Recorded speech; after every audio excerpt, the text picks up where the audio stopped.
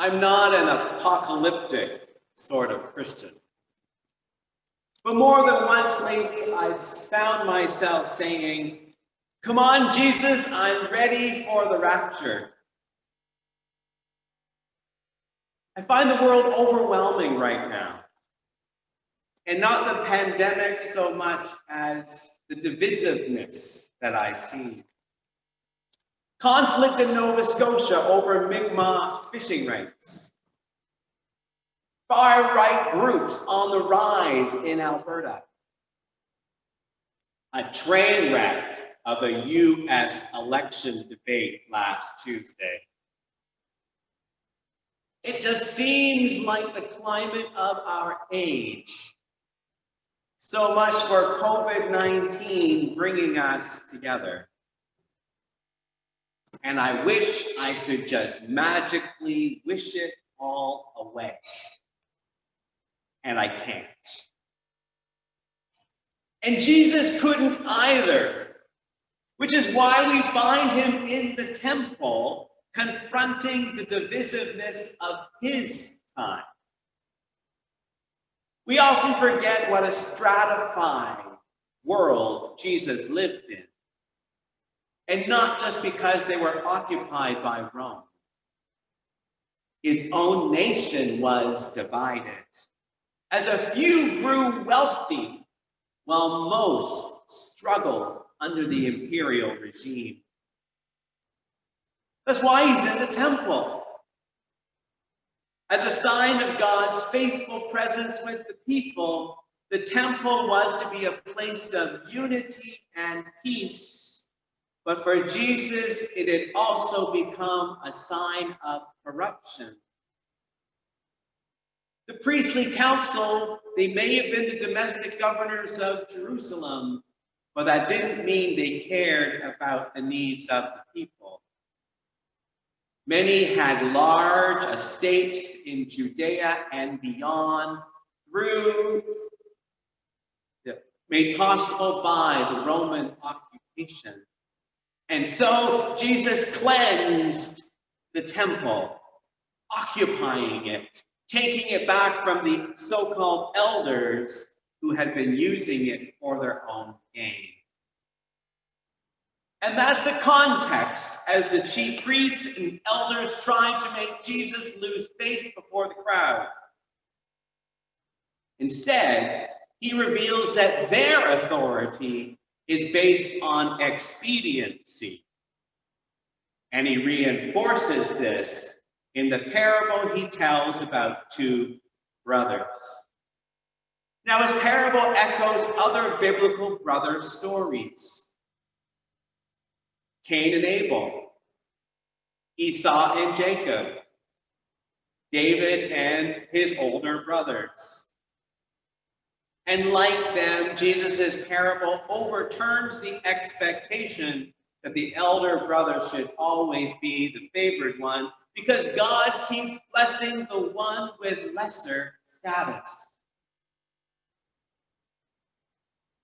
Jesus wanted them to look at what they've been doing, to look past their perceived favored status and see the harm they've been doing. See past the judgment they had of the tax collectors and prostitutes, who were as guilty of colluding with Rome as they were. But the tax collectors and the prostitutes went out to see John in the desert, knowing that they wanted to change, knowing that they needed to stop enabling Rome's divide and conquer tactics. And Jesus wanted the chief priests and the elders to do the same. Tragically, that part of our reading is lost. The parable is often used to further division. I've heard too many preachers fail to recognize a Jewish Jesus calling his nation's leaders to examine their hearts. Instead, saying that God's love and favor has been taken from the Jewish people and given to the other brother. We know where that kind of thinking leads. And this is far too often the tactic of our world. We heard it when Trump said to the white supremacist Proud Boys, stand back and stand by. Elites divide and conquer to hold on to power. This is what plantation owners did before and after the Civil War. In 1892, Tom Watson, a Georgia populist leader, says to an interracial crowd before him, "You are kept apart, that you may be separately fleeced, made to hate each other, because upon that hatred is rested the keystone of the arch of financial despotism that enslaves you both." Those are powerful words, and they ring true even now. 70 plus years later, Martin Luther King Jr. was assassinated just as he was about to launch the cross-racial Poor People's Campaign. And looking to today, it's well studied that we click more social media ads when we're agitated and feeling divided.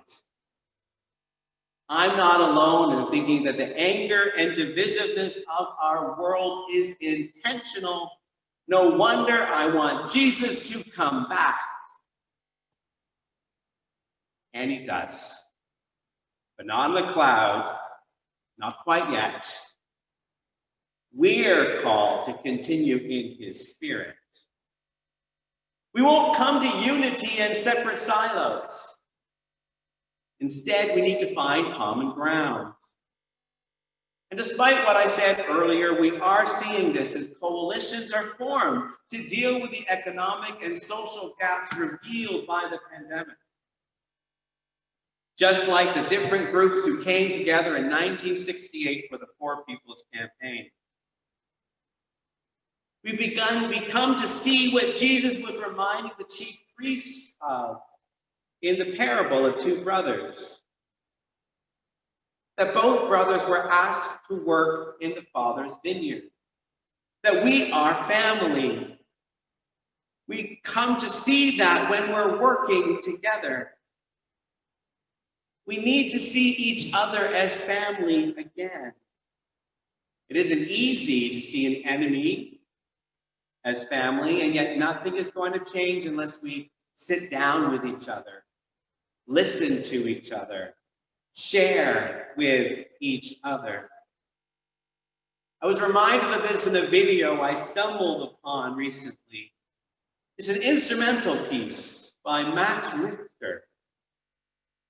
It's the video that really struck me. There are people on the subway,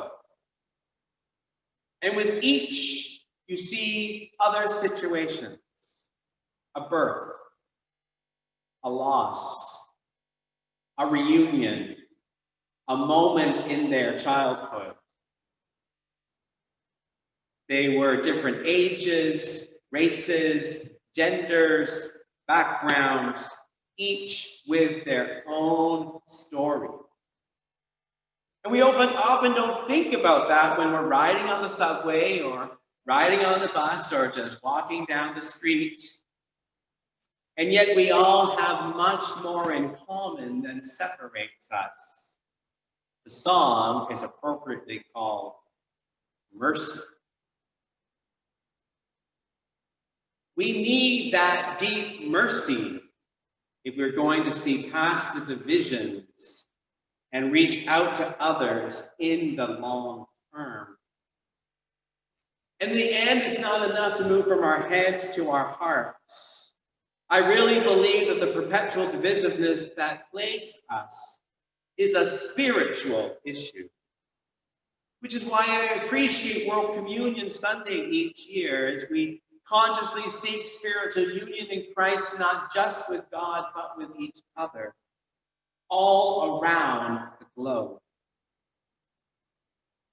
The unity we seek will only really come with spiritual awakening, which is what Dana Falls is speaking to in The Open Door. as one rooted in antiquity, invites her to simply be. The experience changed her. Her feeling of being embraced in love was the same source that enabled her to reach out in love to others. And this is the place from which Jesus speaks, from which he speaks to the chief priests and the elders. He knew who he was in God and knew who they were in God as well.